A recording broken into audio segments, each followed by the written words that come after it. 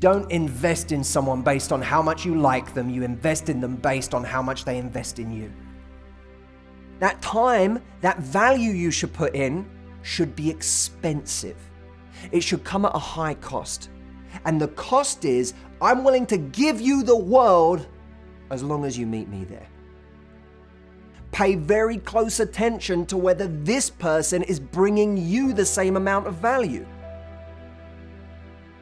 The person who's looking to understand the good and the bad in you, and who elevates the good and soothes the bad, that's something very beautiful to look out for.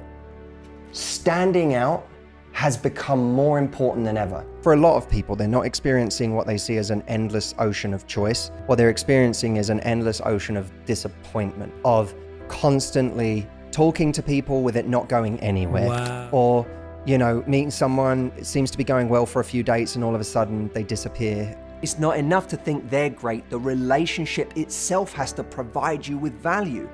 Because if you're with someone who's massively impressive, but the relationship itself does not bring you value, does not bring you joy, then you're in a world of suffering and pain, no matter how wonderful the person you're with is. And your reality isn't determined by how impressive they are, but how beautiful the ecosystem of the relationship is. That's what's going to determine your emotional reality, and your emotional reality is going to determine your happiness. Great relationships are an accumulation of little efforts over time. The big grand things are a nice bonus, but you don't have to do them because your partner or your friend or your lover or whatever is aware of what a lovely, kind, considerate, interesting person you are the rest of the time. It's the same as going to the gym. You know, it's like how you think, are we going to get a great body because one day we do a really hard gym session? No, it's just every day, do the reps in your relationship. What's important in a relationship is someone who is really competent in a relationship.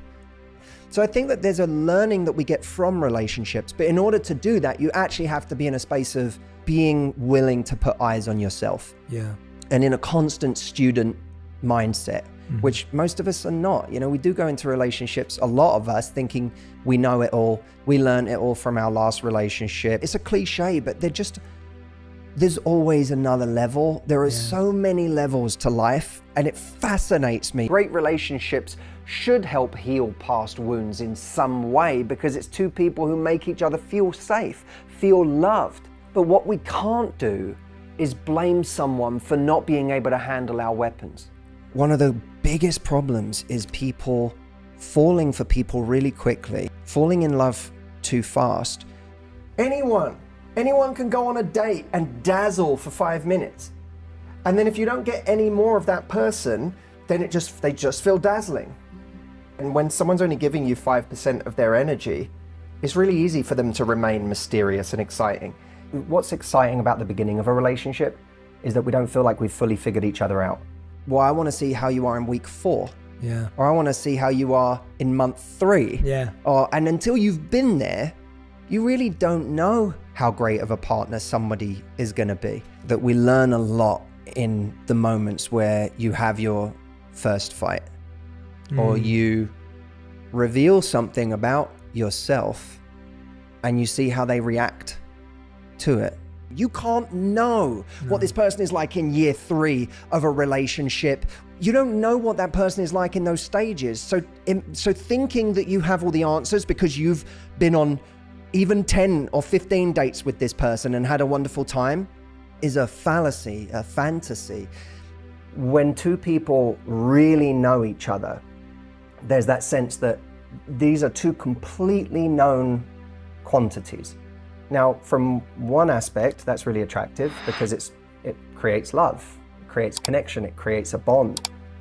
But from another perspective, there's that part of our mind that still wants to be challenged, that still wants to feel like there's something to do here. And one of the greatest ways to, I think it's a time-old question, how do we challenge someone in a relationship when we already know everything about each other and we already feel like we have each other? It could be reading a new book so that you have a different conversation to bring today. It could be learning a new skill. It could be performing well at something. Proust said the journey of discovery lies not in seeking new landscapes, but in seeing with new eyes. So many people expect their partner to be a mind reader. Yes. And they're not. And just giving them a blueprint of how to please you, of how to make you happy. We should be always paying attention to the things your partner says to you. I think one of the greatest things, the greatest values that keeps a relationship going is teamwork. And I mean not just the kind of teamwork of we're on a joint vision together, but the kind of teamwork that says we are a team in making each other as happy as possible. And if they tell you something, this is going to really please me if you do it, then you should be doing that thing. And if you're with someone that too many times in a row, you keep saying these things make me really happy when you do them, and they don't compromise your values, they're just effort. If you're in a relationship where someone doesn't do those things, then you have to start questioning, is this a teammate? I really don't like the idea that we have to be completely happy and enlightened and have everything figured out, and that's when the right person comes along. I think that's nonsense. We are always working on something. We're always going through some new problem, some new stage in our life that we weren't ready for. And we are going to do an awful lot of healing of who you can be. So I prefer, rather than thinking we have to be happy before we find someone, I prefer the idea that we have to be happy enough before we meet someone. Happy enough is a much better phrase, and it's a much more attainable goal. When you're happy enough, it means I'm happy enough. My life's not perfect, and I might not be truly happy all the time, but I'm happy enough with the way my life is today and with who I am today. I have never in my life met someone who is truly nice. I never met someone who is truly nice. I find that people who say they're nice are using it as a euphemism for being spineless, bending on their standards, never rocking the boat, compromising to everyone around them, being the lowest common denominator of any group they're in so as never to offend or inflame. Not only is that unimaginably boring, but it also describes someone who you don't know who you're dealing with. You don't know what they're really feeling. They're not honest about their feelings about other people. They're not honest about the things that aggravate them or annoy them in life. They tend to just keep things on an even keel the entire time. I think we should stop seeing it as some sort of noble word or some sort of noble human trait. What happens, by the way, to nice people, I find, they don't stay nice forever. They actually become bitter or resentful because they get angry at the world for treating them badly. Secondly, they get angry at themselves because they can't believe that they would allow themselves to be walked all over. They get angry that they allow people to step on them when they should be out there going and claiming what they want. I believe that kind people deserve the world. Kind people should be given every award. Kind people should be given every bit of recognition. Kind people make the world a better place, not nice people. I struggle with the concept that relationships should be easy. I don't have a single relationship that hasn't involved pain. I believe our life gets better in direct proportion to the number of difficult conversations we're willing to have. The choosing of a right partner is one of the most important decisions that we will ever make. Love at first sight is this great myth that we're supposed to meet someone, know that they're the one, and then we invest in them because they're the one.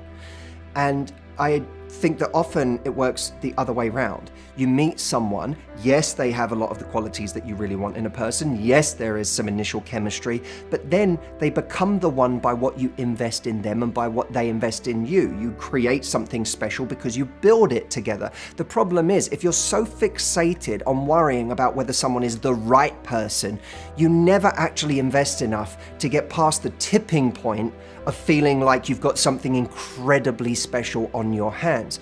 The goal of any relationship shouldn't be that the other person lives up to this pedestal that we've put them on. The goal should be a real connection with who that person really is. My challenge to you, and I want to take up this challenge myself as well, because it's not easy. When someone does something that doesn't fit with your exact version of them, again, ask yourself that question. Do I want a relationship with my idea of them, or do I want a relationship with the them that actually exists. This one is going to create much more depth. Slight changes in mindset essentially change our entire lives. Every ounce of our success and the opportunities we get can be determined by millimeter shifts in the difference in our mindset.